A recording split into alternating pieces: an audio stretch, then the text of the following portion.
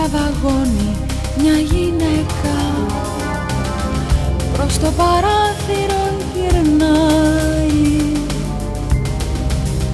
Θα μπω το τζάμι απ' τα χνότα και βιαστικά το καθαρίζει, καθώς η μηχανή σφυρίζει και χαμηλώνουνε τα φώτα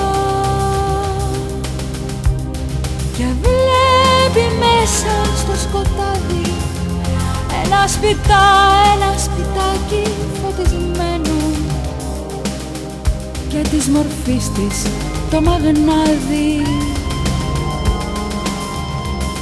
Το σπίτι τρέχει το τρένο ή μήπως τρέχει το βράδυ προς το δικό της πεπρωμένο.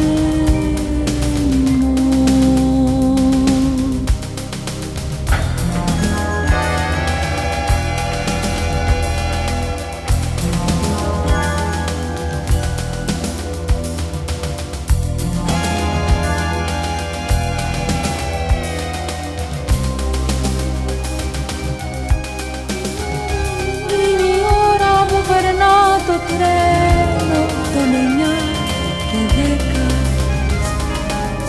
σε ένα βαγόνι μια γυναίκα προς το παράθυρο γυρνάει. Θα μπω το τζάμι απ' τα χνότα και βιαστικά το καθαρίζει,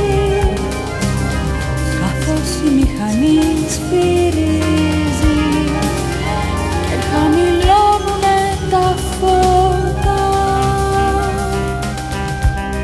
και βλέπει μέσα στο σκοτάδι ένα σπιτάκι φωτισμένο και της μορφής της το μαγνάδι. Το σπίτι τρέχει το τρένο ή μήπως τρέχει το βράδυ προς το δικό της πεπρωμένο.